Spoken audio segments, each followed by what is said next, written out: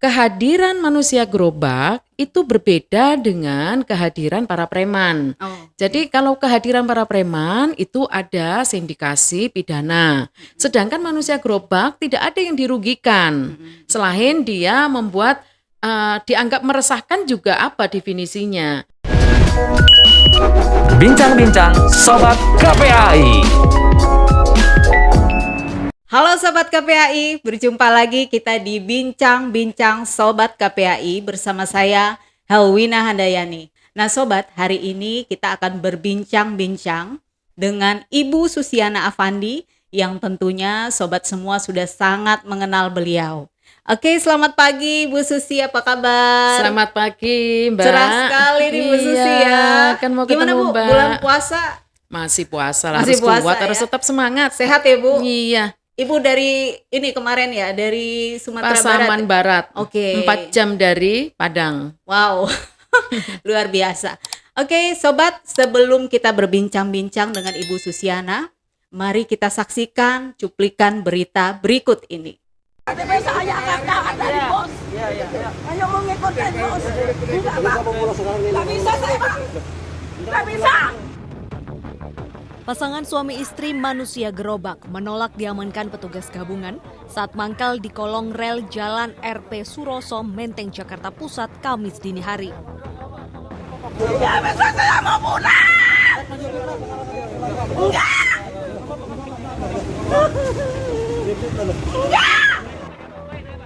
Sambil menggendong balitanya, si ibu terus menjerit histeris menolak dibawa petugas. Sementara suaminya terus berusaha mempertahankan gerobaknya dari tangan petugas.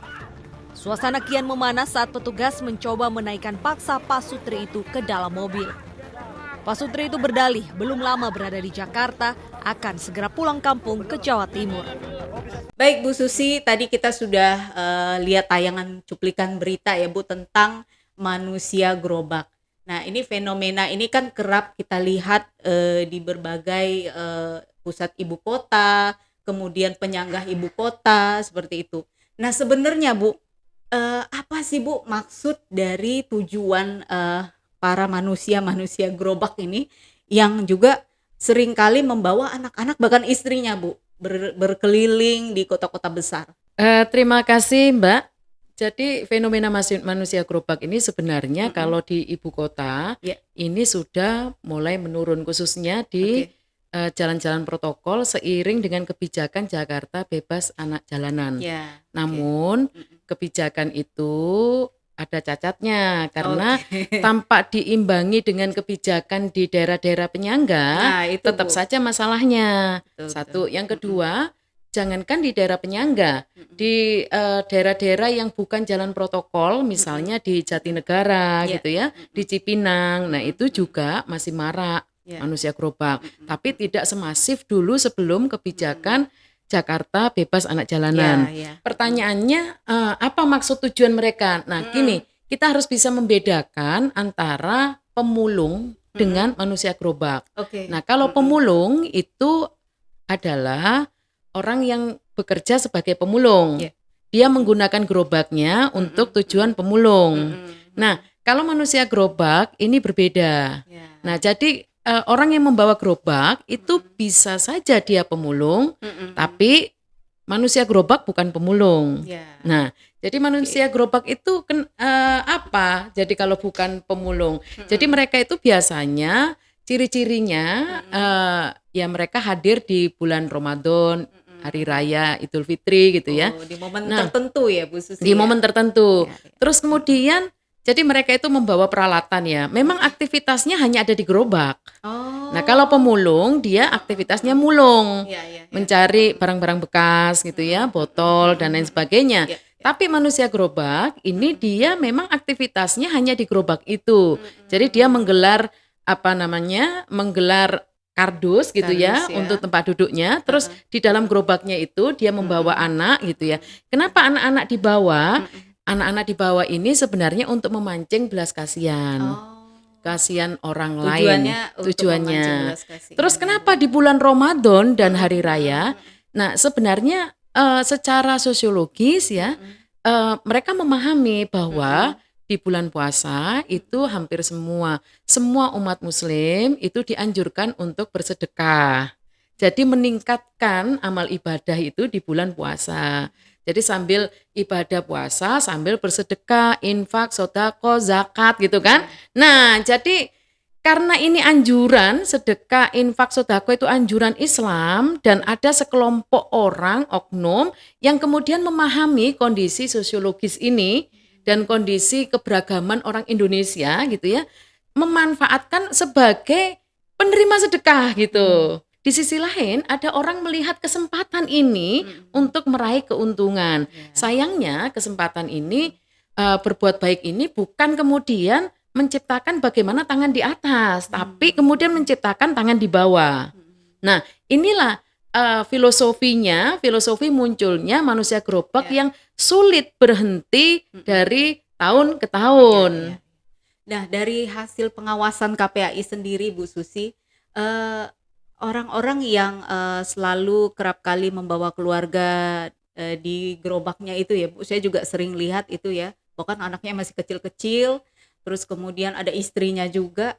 Ini kalau dalam pengawasan KPAI sebenarnya mereka ini berdomisili di Jabodetabek kah atau di luar Jabodetabek, Bu Susi? Sebagian besar mereka berada di luar Jabodetabek. Ini yang sekarang tugas pemerintah kan gini. Nah, tugas pemerintah kemudian melakukan pengawasan ya. Dalam hal ini pemerintah ini adalah Kementerian Sosial. Melakukan pengawasan terhadap masyarakat penyandang masalah kesejahteraan sosial. Nah, harus dipahami bahwa kehadiran manusia gerobak itu berbeda dengan kehadiran para preman.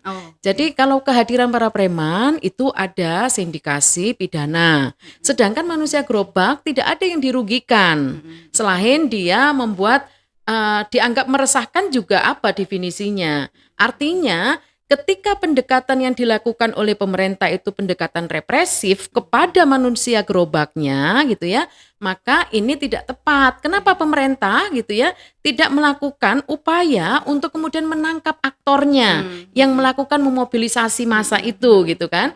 Apalagi kalau mereka datang dari daerah-daerah di luar Jabodetabek. Kan persoalannya negara ini gitu ya, apalagi ibu kota ini dia sangat terbuka dengan masuknya banyak orang dengan banyak niatan. Jadi semua pintu itu kan banyak. Indonesia itu dan Jakarta itu pintunya banyak dan cara masuknya juga mudah gitu ya. Nah, inilah yang membuka ruang bagi oknum-oknum yang tidak bertanggung jawab untuk melakukan mobilisasi. Kalau dari pantauan KPAI ke beberapa wilayah yang ada di Indonesia nih, Bu Susi, ada nggak sih fenomena manusia gerobak ini di luar Jabodetabek? Jadi manusia gerobak itu kan permasalahannya itu sama dengan kategori masalah penyandang kesejahteraan sosial.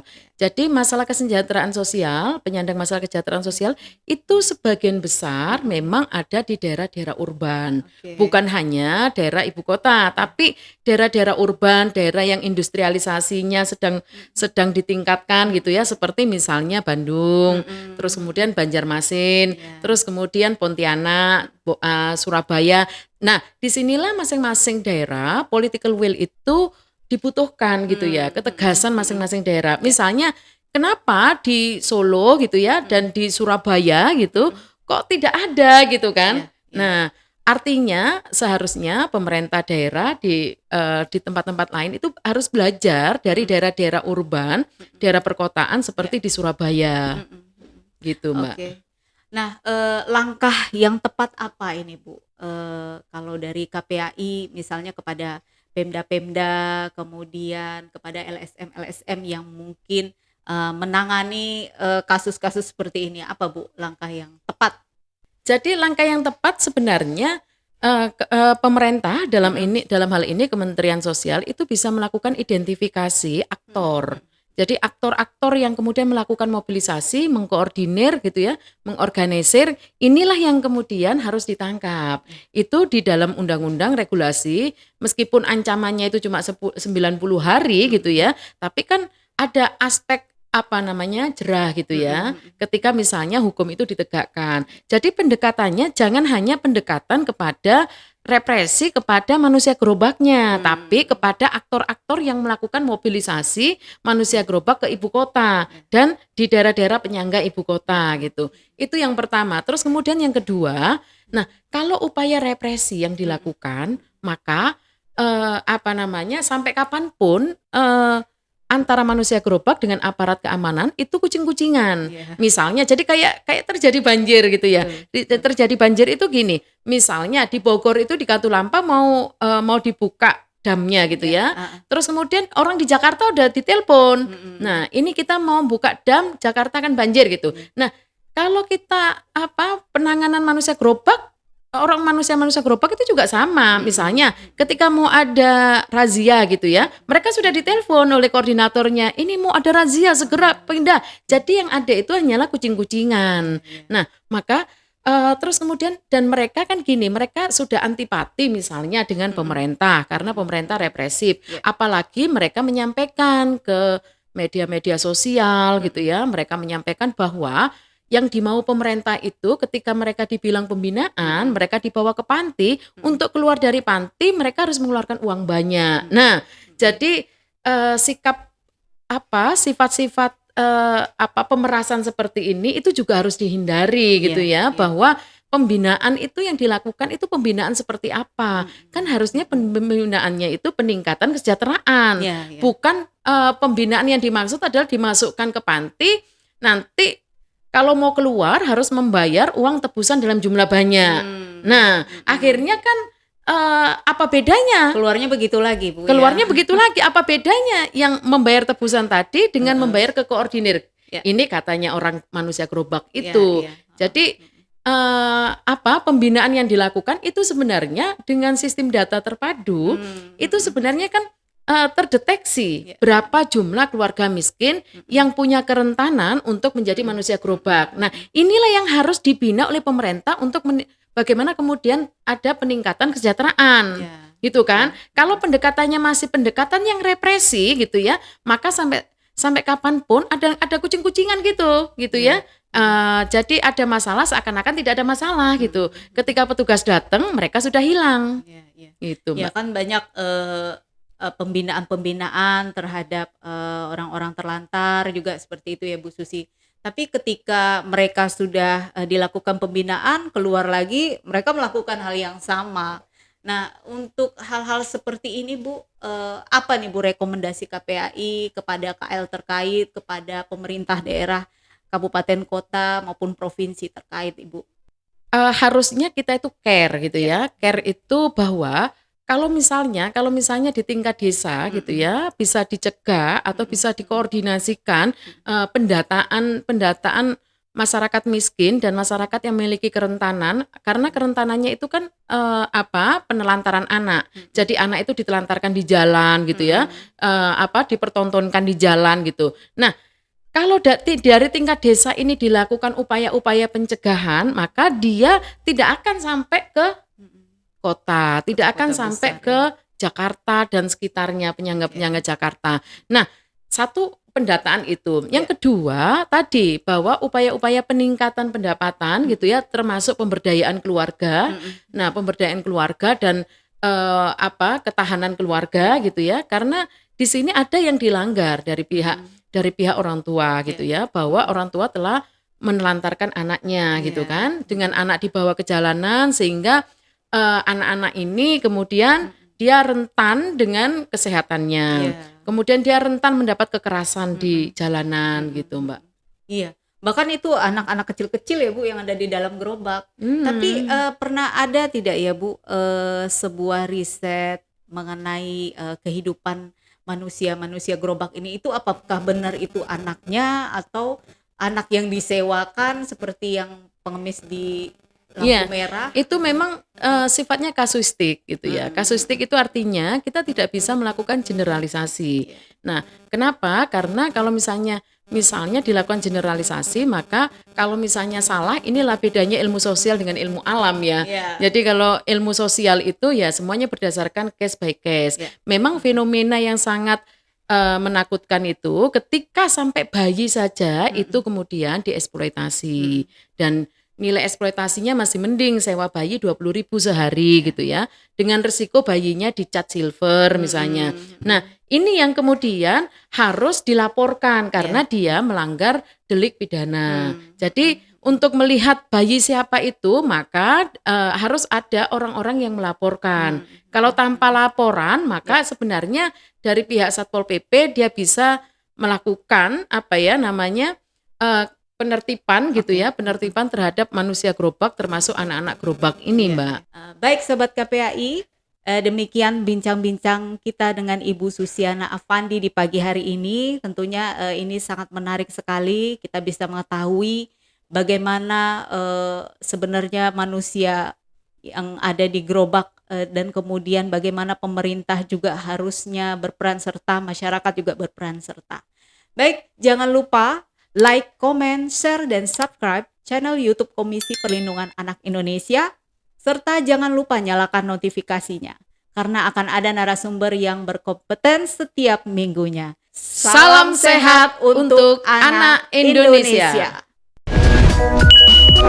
Bincang-bincang Sobat KPAI.